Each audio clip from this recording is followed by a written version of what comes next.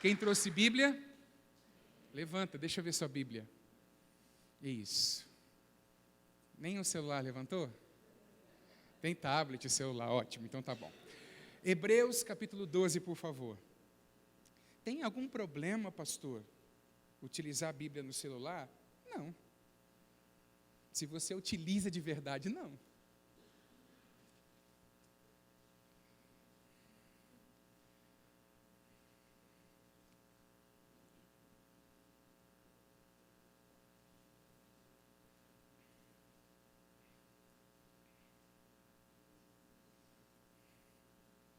Quem aqui gosta de correr?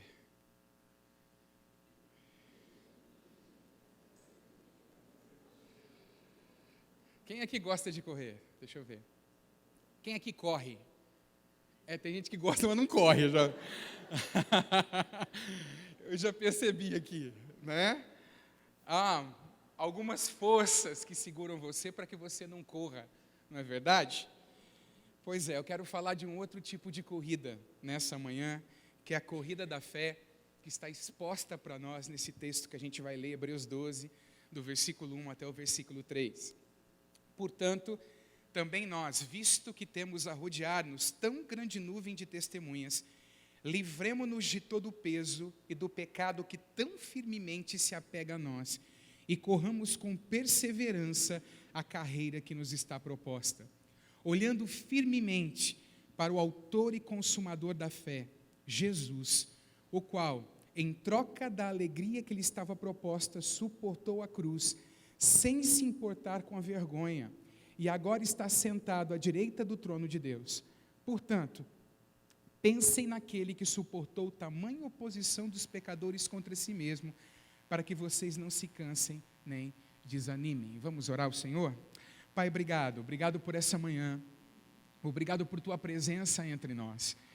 A minha oração é para que o Teu Espírito Santo dirija esse momento. Deus, fala através da minha vida com a Tua igreja, Senhor. Edifica, exorta, consola, levanta pessoas que estão caídas aqui, chama de volta para a corrida nessa manhã. Essa é a minha oração, esse é o meu desejo, e isso é o que eu te peço nessa manhã, em nome de Jesus. Amém e amém. Há uma corrida para corrermos, irmãos, e é uma corrida que nos é proposta pelo Senhor. Há uma corrida que o mundo tem feito.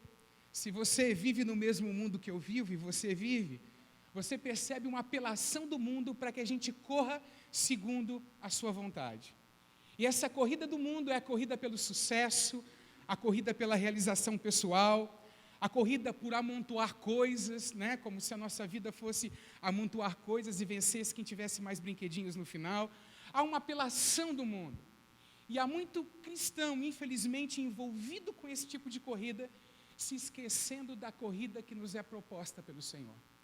E essa palavra que é usada aqui, carreira ou corrida, dependendo da tua versão bíblica, ela aparece várias vezes na Bíblia para se referir àquilo que é a vontade de Deus, a vida segundo a vontade de Deus. Observe, por exemplo, Atos 13, 25. Diz assim: mas João, quando completava a carreira, disse: quem pensais vós que eu sou?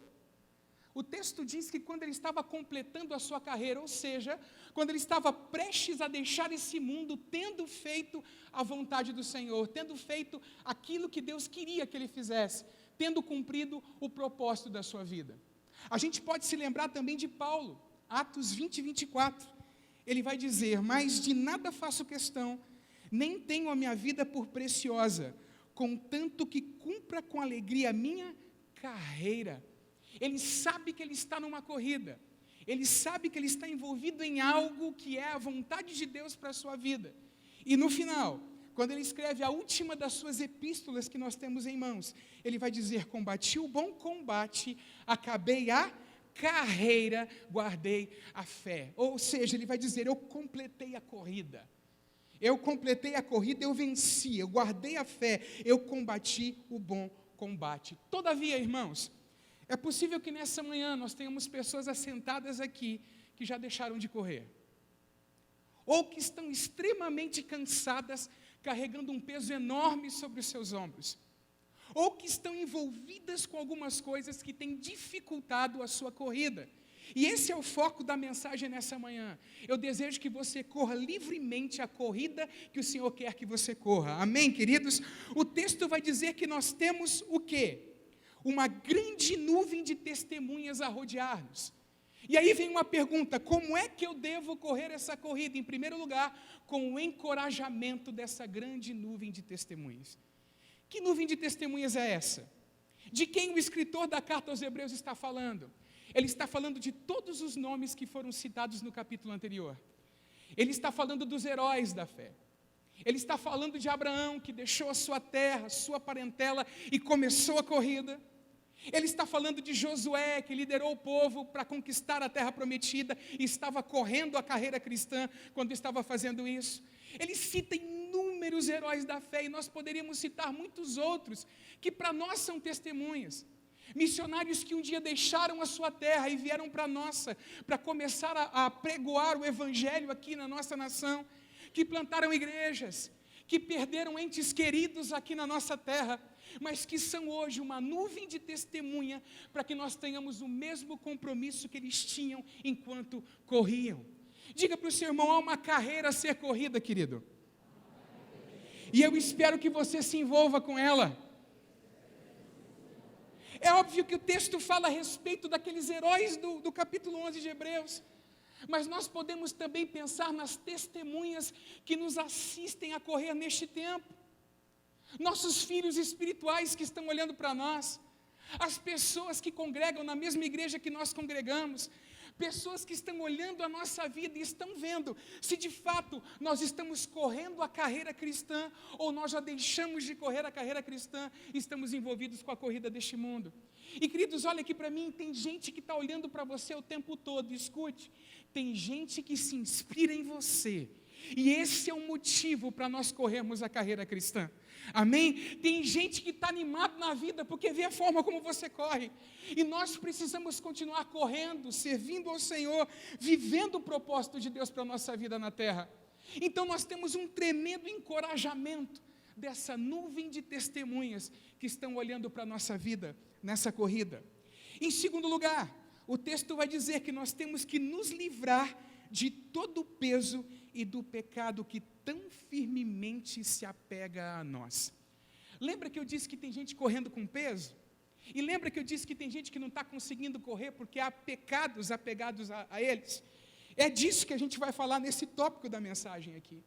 A palavra grega para livremo-nos significa pondo de lado. Um corredor do passado, irmãos, corria como? Olha para o seu irmão e fala: pelado.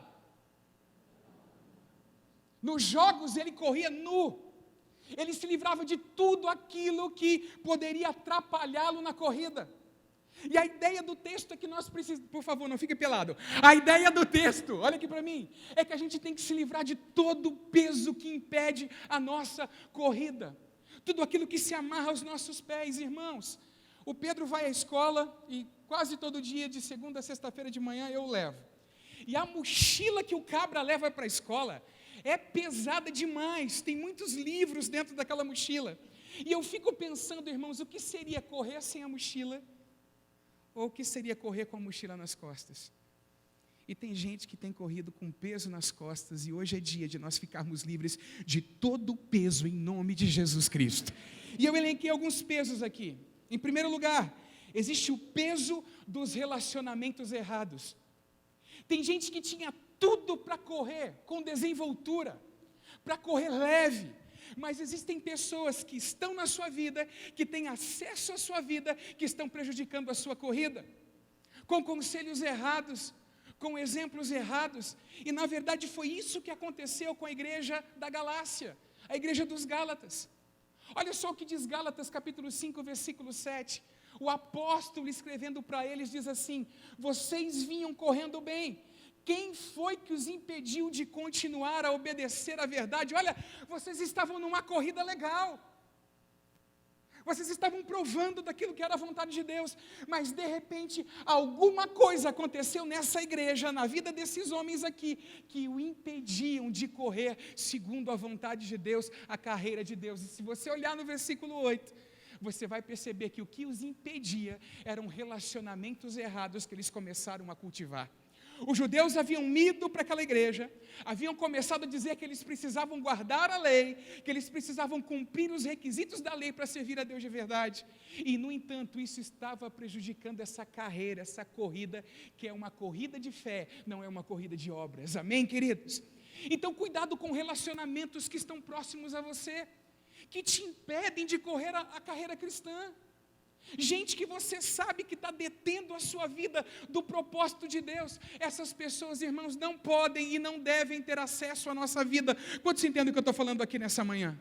Amém? Escolha cuidadosamente quem é a sua companhia. Aliás, escolha um companheiro de corrida. Há 2 semanas eu comecei a correr, e como é gostoso correr com o Pedro. Porque a gente está ali, parece que é um incentivo, não é verdade?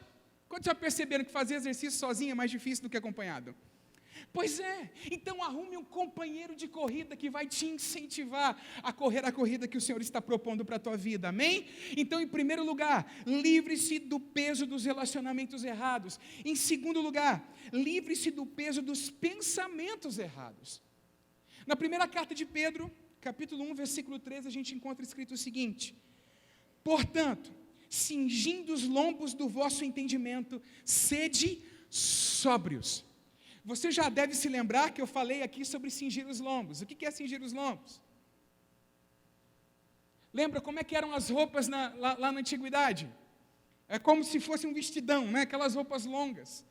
A pessoa, quando queria trabalhar, quando queria lutar e quando queria correr, ela precisava pegar a ponta da roupa e enrolar ou envolver, amarrar no cinto. Isso é cingir os lombos. Em outras palavras, Pedro está dizendo o seguinte aqui, e a gente pode aplicar dessa forma. Olha, nessa corrida cristã, Pedro não está dizendo, mas a gente pode aplicar isso. Na corrida cristã, você precisa cingir os lombos do teu entendimento. A tua mente não pode ficar indo de um lado para o outro. Você não pode ter uma mente passiva. Dentro dela precisam estar os pensamentos de Deus. A tua mente precisa ser uma mente firme. Cuidado com ideias erradas que tentam penetrar na tua mente, impedindo você de correr a corrida cristã. Amados, e isso acontece conosco o tempo todo. Você quer ver só, tem alguém sentado na igreja que de repente ouve uma palavra dessa e diz: bom, já está na hora de eu começar a correr de novo, eu estou uma ovelha muito obesa. E aí analisa a sua vida, percebe que está na hora de começar a corrida, e aí de repente o diabo quer pegar o foco da pessoa, os olhos da pessoa, colocar em alguém do lado que não está fazendo absolutamente nada. E aí vem o pensamento: puxa, eu vou me envolver? Eu vou ter que acordar um pouco mais cedo? Eu vou ter que me esforçar um pouco? Eu vou ter que lidar com algumas pessoas que são difíceis, porque Deus salva pessoas difíceis. Amém? É por isso que eu e você estão aqui nessa manhã. Amém? Eu vou ter que lidar com pessoas difíceis, e aí a gente faz o quê? O pensamento impede a nossa corrida. Aliás, é interessante que quando o povo de Israel volta do exílio babilônico, e eles vêm cheios de gás, constroem o templo, a profecia de Ageu, a glória da segunda casa será maior do que a primeira, e eles esperavam que naquele momento histórico coisas maravilhosas fossem acontecer com eles, e de repente a promessa começou a demorar. E o texto bíblico mostra para nós que eles começaram o quê? A ficarem desanimados na sua vida. Eles deixaram de dizimar. Os sacerdotes já não serviam ao Senhor com o mesmo ímpeto, com a mesma força, com a mesma excelência. Você pode ler lá o livro de Malaquias que conta essa história. E olha só, o que é que diz o verso 14 do capítulo 3 de Malaquias? Vós tendes dito, inútil é servir a Deus, que nos aproveita termos cuidado em guardar os seus preceitos e em andar de luto diante do Senhor dos Exércitos. Em outras palavras, uma ideia penetrou a mente deles e fez com que eles falassem isso, como se não compensasse correr para o Senhor, como se não compensasse servir a Deus com a sua vida, viver aquilo que era a vontade de Deus. Ideias erradas são um peso. É por isso que a gente tem que pegar a nossa mente e levar ela cativa à obediência do Senhor Jesus Cristo. É por isso que nós temos que, pela graça de Deus, discernir quais são os pensamentos que têm penetrado na nossa mente e ver se eles estão em linha com a vontade de Deus, e se não estiverem, tirar isso da nossa vida, porque isso se torna um empecilho na nossa corrida. Em terceiro lugar, uma outra coisa que pode ser um peso, é o peso das ofensas. Quantos aqui já descobriram que você pode ter a maior boa vontade do mundo, mas as pessoas em algum momento vão ferir você? Quem já percebeu isso? Isso acontece, irmãos. E se nós formos excessivamente ofendidinhos, se nós formos excessivamente doloridos, eu já falei sobre isso aqui na igreja, isso vai dificultar a nossa corrida, porque o ressentimento vai pesar dentro de nós. Aliás, por favor, Tiago, Fabrício, me ajuda aqui, por favor. Suponhamos que o Tiago tenha me ofendido. E suponhamos também que o Fabrício tenha me ofendido com alguma coisa. No dia a dia da vida aconteceu algo. E se eu conservo essas ofensas dentro do meu coração, como é que eu vou ter que correr? Gruda no meu braço. Gruda no meu braço. Faz peso. Eu estou correndo a carreira cristã. Com ofensas dentro do meu coração. Eu estou levando essas pessoas junto. Quando eu acordo de manhã cedo, o assunto é os dois. Quando eu vou almoçar, o assunto é os dois. Quando eu vou dormir, o assunto é os dois. Sempre os dois, por quê? Porque eu estou ofendido e eu preciso o quê? Liberar perdão, porque quando eu perdoo, sai da minha vida. Estou brincando, não é assim. Quando eu perdoo, o que acontece? Por favor, segura. Eu não estou perdoando, mas quando eu perdoo, o que acontece? Me solta, gente, isso. Eu não tinha combinado, é por isso. Ao vivo acontece, Deus abençoe vocês. Vamos aplaudir o Senhor Jesus pela vida dos dois. Você entende? A ofensa se torna um peso. Correr pesa. Correr é difícil. Correr me cansa muito. E eu preciso me livrar desse peso no dia a dia da minha vida. Então a gente viu o peso dos relacionamentos errados, o peso dos pensamentos errados, o peso das ofensas, mas o texto bíblico também diz que nós devemos nos livrar do pecado que tenazmente nos assedia. A Bíblia Viva traduz assim: e especialmente aqueles pecados que se enroscam tão fortemente em nossos pés e nos derrubam. Eugene Peterson, na mensagem, vai traduzir como pecados parasitas. O que é um parasita? Um parasita é um animal que geralmente gruda no corpo humano, lembra da sanguessuga? E ele vai o quê? Sugando o sangue, vai engordando. Ele não te dá nada de bom, ele só tira de você. E assim são esses pecados chamados pecados parasitas. Pecados que estão o tempo todo presentes na nossa vida e que sugam a nossa vitalidade. A gente podia estar criando para Deus. A gente podia estar correndo para Deus. A gente podia estar em adoração, pensando os pensamentos de Deus para a nossa vida. No entanto, esses pecados estão sugando. E aí pode ser uma murmuração. Você tem o hábito de murmurar? E preste atenção quando você murmura, o que acontece com o teu corpo e o que acontece com a tua energia. Você tem de repente um pecado na sua área moral que suga a tua energia, que tira a tua vitalidade. E nós precisamos ficar livres de todas essas coisas para correr a corrida desembaraçadamente. Olha para o seu irmão, no olho dele. Eu sei que tem... Olha, irmão, deixa eu falar uma coisa. Tem gente que apela na internet, não é? Eu vou falar sobre isso. Alguém postou um negócio, não, você não tem que olhar para o seu irmão, você tem que olhar para a sua mulher. Ah, vá plantar batata. Aí tem cristão, olha aqui para mim. Aí tem cristão que escreve embaixo, ai, isso está acabando com as igrejas. Exagere, irmãos. Amém? Então olha para o teu irmão e pergunte para ele, o que tem sugado a tua energia? Não precisa responder não, só pergunte. Esses pecados parasitas que vão sugando a nossa vida e nós precisamos nos livrar deles, amém, queridos? Então olha só, em primeiro lugar, nós corremos com o encorajamento de uma nuvem de testemunhas.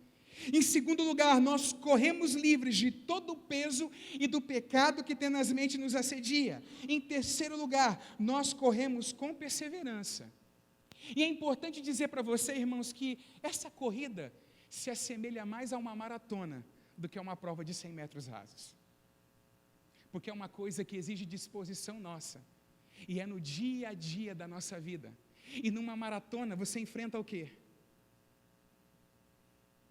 Eu li um livro uma vez do William Douglas que falava de toda a preparação dele para correr uma maratona. Mas você que corre sabe do que eu vou dizer. Eu não corro nem prova de 3 quilômetros, né? Mas quando eu corro um pouquinho, eu já começo a sentir dor em alguns lugares do corpo.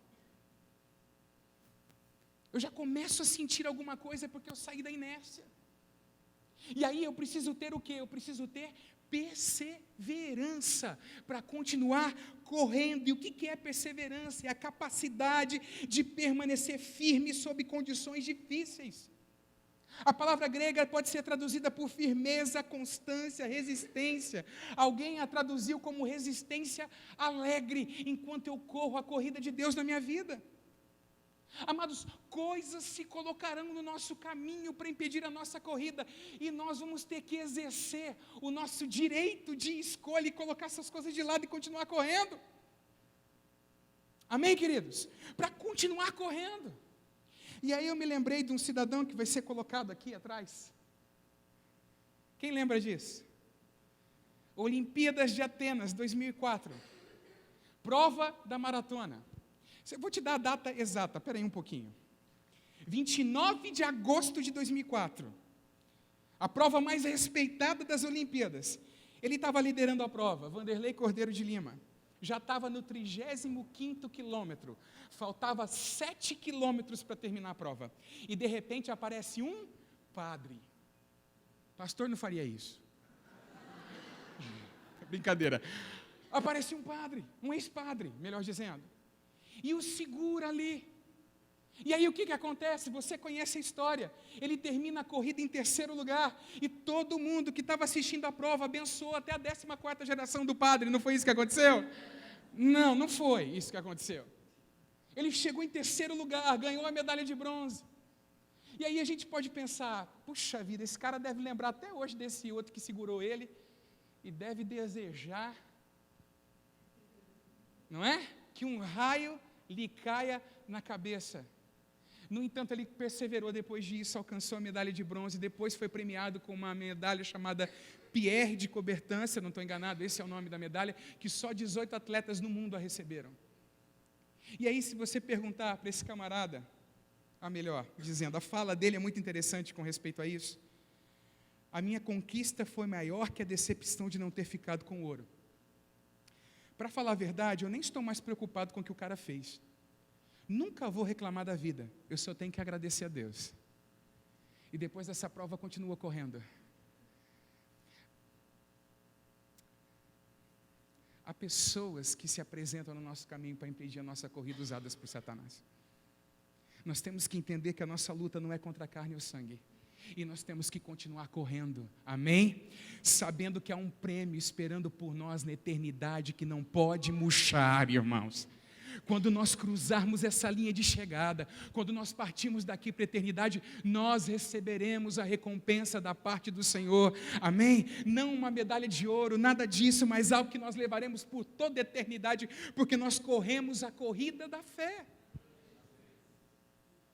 E eu não posso terminar essa mensagem nessa manhã sem falar para você que nós precisamos correr olhando para a direção certa. Você já tentou correr olhando para trás? Quem aqui já bateu de bicicleta num carro que estava parado? Levanta a mão. Pois é. Com certeza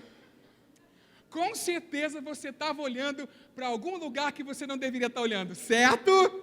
Estava com a cabeça na lua, ou olhando de lado, olhando para trás, ou alguma coisa assim. É isso que acontece com quem corre olhando para a direção errada. O texto vai dizer que nós temos que correr olhando para quem? Aleluia. Para Jesus. Olhando para Jesus, autor e consumador da nossa fé. Isso vai nos dar ânimo. Isso vai nos dar força para perseverar. Isso vai nos ajudar a completar, irmãos, a corrida. E é interessante que alguns especialistas em grego dizem assim, que essa palavra, autor da nossa fé, poderia ser traduzido como pioneiro. E aí a ideia que dá é que ele foi o primeiro a correr essa corrida, quando se pensa na igreja. Ele correu primeiro, ele já passou pelo caminho. E hoje nós temos que correr olhando para Ele, com os olhos fixos nele, para que o nosso coração se encha de esperança. E Jesus de fato correu, irmãos. Pensa comigo. Ele se despe da sua glória na eternidade, encarna como homem, nasce, é colocado ali dentro do estábulo após o seu nascimento. O texto diz que ele cresce, ele começa a correr a carreira segundo o propósito de Deus para a sua vida. No dia em que ele se batiza, João afirma, ele é o Cordeiro de Deus que tira o pecado do mundo. O Espírito Santo vem sobre ele e ele começa a corrida. O diabo leva para um monte alto, tenta 3 vezes, tentando colocar-lhe peso, tentando tirar-lhe da corrida, tentando colocá-lo fora da vontade do Senhor. Os fariseus se levantam para resistir à sua vida, mas Jesus continua correndo. Uma comida tenho para comer que vocês não sabem, e essa comida é fazer a vontade do meu Pai. Ele continua correndo a corrida, irmãos, e quando está chegando no final, o momento prestes a ele se colocar entre o céu e a terra, não só como nosso sacerdote, mas como o sacrifício que se oferece por nós. Na oração sacerdotal ele diz assim ao Pai: eu glorifiquei-te na terra, tendo consumado a obra que me deste a fazer. Pai, eu completei a corrida. Pai, eu completei a carreira. E o texto de Hebreus vai dizer para nós que ele completou a carreira olhando o prêmio. E Filipenses 2, 9 a 11 vai dizer para nós: por isso também Deus o exaltou sobremaneira, e lhe deu um nome que está acima de todo nome, para que ao nome de Jesus se dobre todo joelho nos céus, na terra e debaixo da terra, e toda língua confesse que Jesus Cristo é Senhor, para a glória de Deus Pai. Ele completou a carreira. E se a gente se lembrar de Paulo de novo, lá na segunda carta a Timóteo, ele vai dizer que ele completou a carreira, e ele fala de um prêmio que lhe está reservado, a coroa da justiça. Os homens no passado recebiam louros quando venciam as corridas. A folha de louro era colocada, não é verdade, na sua orelha. Alguns de vocês se lembram disso, mas o louro murcha. A coroa da justiça não murcha. E a pergunta, irmãos, que o Espírito Santo faz para você nessa manhã é: e aí? Você está correndo? E aí? Vamos voltar para a corrida? E aí, vamos nos envolver com aquilo que é a vontade de Deus? Vamos deixar a corrida desse mundo de lado e vamos correr algo que de verdade tem valor para quando a nossa vida findar e terminar aqui? Quantos querem viver para Deus? Que isso não seja só os nossos cânticos, irmãos, que a nossa vida de fato seja uma adoração a Ele, e que a gente corra, irmãos, e que a gente corra essa corrida que Ele propõe para nós. Fica de pé em nome de Jesus, querido.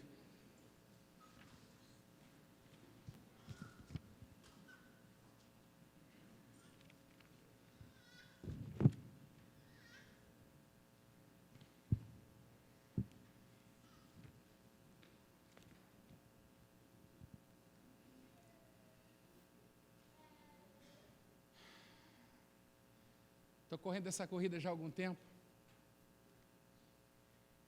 E como que o nosso coração é tendencioso a pegar peso,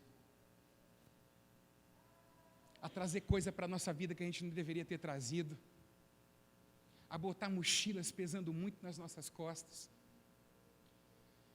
Que a gente se livre disso, irmãos. Amém? Que a gente gaste o nosso tempo fazendo aquilo que o Senhor nos chamou para fazer. E se adquirimos algum outro conhecimento, ou alguma outra coisa que seja para glorificá-lo. Eu percebo que um dos grandes desafios da igreja no nosso tempo é sair da corrida do mundo para correr a corrida que Deus propõe. E há essa possibilidade diante de nós hoje, de participar do que Deus está fazendo na terra. E escute, se você escolher correr a corrida que Ele lhe propõe, Ele vai usar a sua vida. Ele quer usar a sua vida. Talvez você está aqui dizendo: pastor, eu me envolvi com parasitas que sugam a minha energia, que tiram a minha vitalidade, eu não estou servindo a Deus como deveria servir. Ou talvez você diz assim: pastor, eu estou correndo a corrida do mundo, eu estou precisando voltar para a corrida, hoje é dia de fazer isso. Não vai embora dessa igreja nessa manhã sem tomar uma decisão. Eu queria que você que sabe que o Espírito Santo falou ao teu coração nessa manhã, você que tem se envolvido com distrações, que você colocasse a mão na altura do teu coração para a gente orar, e a gente vai ouvir uma canção e depois a gente vai orar.